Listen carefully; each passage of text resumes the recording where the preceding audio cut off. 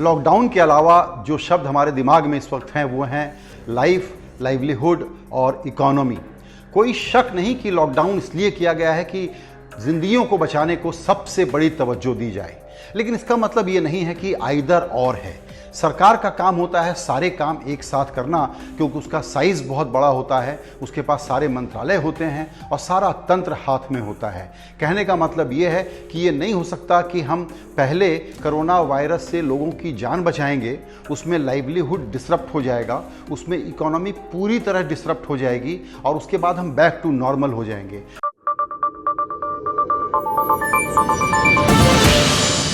हम एक बहुत बड़ी मुश्किल में, बहुत बड़ी बर्बादी में पड़ सकते हैं अगर ऐसा सोचेंगे तो। कहने का मतलब ये है कि लॉकडाउन अभी 1 हफ्ते में हटे, 2 हफ्ते में हटे, हमको नहीं पता। साथ ही साथ स्टिमुलस के लिए, राहत के लिए बहुत बड़े पैकेज की बात करना, और अगर वो पैकेज अनाउंस करने में सरकार को देर लगे तो डायरेक्शन क्या होने वाला है ये बताना उतनी ही बड़ी ज़रूरत है जितनी बड़ी ज़रूरत कोरोना के लिए टेस्ट किट्स को जुटाना है। जो देश हमसे ज़्यादा अमीर हैं उन्होंने इस मुसीबत में क्या किया है? अपनी इकोनॉमी को और रोज़गार को बचाने के लिए अमेरिका ने अपनी जीडीपी का अभी तक 10% से थोड़ा ज़्यादा स्टिमुलस पैकेज दे दिया है।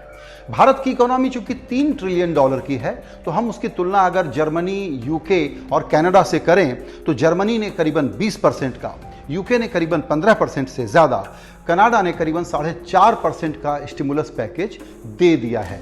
भारत ने उसके सामने 0.71% का 1,70,000 करोड़ रुपए का एक पैकेज दिया है, जो रीपर्पस्ड पैकेज है। वो डायरेक्ट कैश आउट नहीं है, उसमें सिर्फ 60 या 70 हज़ार करोड़ रुपए ऐसे होंगे जो डायरेक्ट कैश आउट के रूप में होंगे, और ये वर्कर्स पे, महिलाओं पे, बुजुर्गों पे, पेंशन याफ्ता लोगों पर देने के लिए बातचीत हो रही है, पैसे पहुंच रहे हैं। ये अच्छी बात है, ये ज़रूरी काम है, लेकिन गरीबों को पैसा देने ही के साथ आपकी इकोनॉमी चलने वाली नहीं है। तो क्या करने की ज़रूरत है, ये जानने के पहले हम ये देखते हैं कि दूसरे देश क्या कर रहे हैं। तो एक नज़र इस बात पर डालिए कि जो दूसरे देशों के पैकेज हैं उसमें क्या हो रहा है। वो इतना बड़ा स्टिमुलस दे रहे हैं कि आप सीधे कर्ज ले लीजिए, नौकरी चली गई है तो डायरेक्ट कैश ले लीजिए, स्टूडेंट्स को लोन दे रहे हैं, किराएदारों को संरक्षण दे रहे हैं, बिजनेस इंटरप्शन लोन दे रहे हैं। फेड रिजर्व ने तो यहाँ तक कर दिया है कि बैंक किसी भी तरह का इंडिविजुअल्स को, बिजनेसेस को लोन दे दे और उसको अगर गारंटी चाहिए तो वो फेड रिजर्व उसको पूरी तरह से गारंटी करेगा। यानी बैंकों को ये टेंशन नहीं लेना है कि उनकी बैलेंस शीट का क्या होगा। आप कह सकते हैं कि यहाँ भी आरबीआई ने लिक्विडिटी तो बड़े पैमाने पर अवेलेबल कराई है। सवाल ये है कि ये कहा गया है कि आप देख लो बैंक क्या इस वक्त कर्ज दे रहे हैं, क्या वो एनपीए ना हो जाए इसके डर से सरकार के क्लियर डायरेक्शन का वेट नहीं कर रहे कि जब तक सरकार ये नहीं बोलेगी कि 6 महीने तक आपका पेमेंट डिफर्ड है, माफ़ नहीं कर रहे हैं, डिफर्ड है, आप बाद में पे कर दीजिएगा और अभी आपका बिजनेस चलता रहे। ये साफ साफ जब तक आदेश नहीं आएंगे मुश्किल होगी। एसएमईज का हाल सबसे बुरा है और सबसे पहले उसको मदद क्यों चाहिए? उसको मदद इसलिए चाहिए कि जिस गरीब को आप नरेगा का पैसा देना चाहते हैं उसी गरीब को वो रोजगार देता है। 50% से ज़्यादा इकोनॉमी हमारी अनऑर्गेनाइज सेक्टर से चलती है। एसएमई उसके सबसे बड़े बैकबोन हैं। तो एसएमई को सबसे बुरी तरह से इस देश में ट्रीट किया जाता है। देखना सिर्फ ये होता है कि जिसका बिहेवियर अच्छा है उसको बैंक खुल करके पैसा क्यों न दें। एसएमई की मुसीबत ये है कि उसको अभी तनख्वाह देनी है, उसकी कमाई नहीं हो रही, बैंक का लोन चुकाने के मामले में क्लैरिटी नहीं है और इसके अलावा टैक्स भी भरना है उसको 30 जून के पहले। उसकी हालत इतनी खराब है कि अगर उसको राहत नहीं मिली तो 30 अप्रैल की तनख्वाह वो कैसे देगा और मई महीने में वो अपना धंधा चलाने की सोचेगा या बंद करने की सोचेगा। ये बहुत बड़े सवाल हैं। एसएमई को सबसे बड़ी मदद चाहिए। जब हम सप्लाई चेन की बात करते हैं और अगर पार्शियल लॉकडाउन को हटाने की बात करते हैं तो सप्लाई चेन में अभी बहुत ज़्यादा टूट फूट है। ट्रक ड्राइवर छोड़ करके चले गए हैं, क्या अपनी ज़िंदगी की कीमत पर वो वापस आएंगे? और जैसे ही लॉकडाउन हटेगा तो लोगों का शहरों से जाना बढ़ेगा या लौटना बढ़ेगा, अभी हम गारंटी नहीं दे सकते, हमको आइडिया नहीं है। वुहान में 76 दिनों के लॉकडाउन के बाद जब खोला गया तो लोग वुहान से, जो इंडस्ट्रियल सेंटर है वहाँ से परसों लोग लाखों की तादाद में बाहर निकले। इस तरह की लर्निंग पर ध्यान देने की ज़रूरत है। भगवान करे कि जो अभी आंकड़े सामने आए हैं इन्फेक्शन के, डेथ के, यहीं रुक जाएं।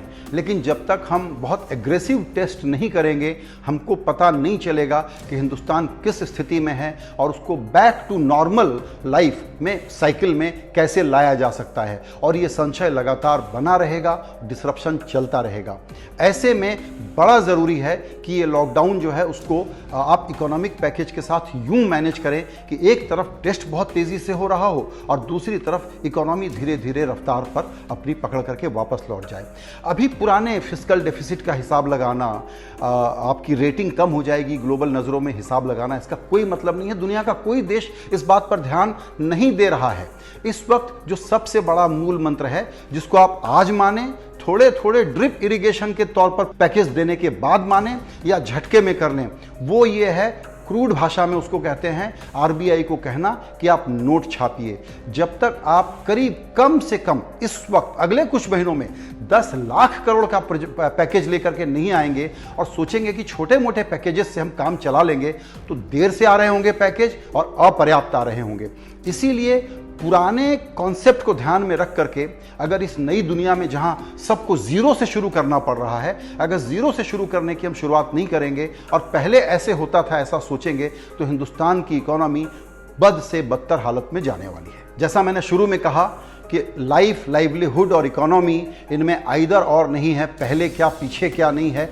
हमारा वजूद इस वक्त जिस तरीके से खतरे में है, सब साथ करना होगा और उसी में लर्निंग भी हमको अगर लेनी है तो कहाँ से लेनी है। वो लेनी है वर्ल्ड वॉर के बाद अमेरिका में रूजवेल्ट ने क्या किया था। रूजवेल्ट के 3 मंत्र थे, वो थे रिलीफ, रिकवरी और रिफॉर्म। अभी हम फोकस कर रहे हैं रिलीफ पर, पैकेज पर, और यहाँ से बर्बादियाँ न बढ़ जाएं आर्थिक तौर पर, उसको बचाने के लिए बात कर रहे हैं। रिफॉर्म के लिए क्या करना चाहिए, ये जल्दी ही किसी दूसरे वीडियो में।